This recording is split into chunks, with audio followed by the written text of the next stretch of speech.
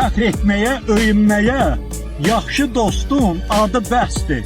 Sürfəsində zövq verməyə, tikəsinin dadı bəsdir.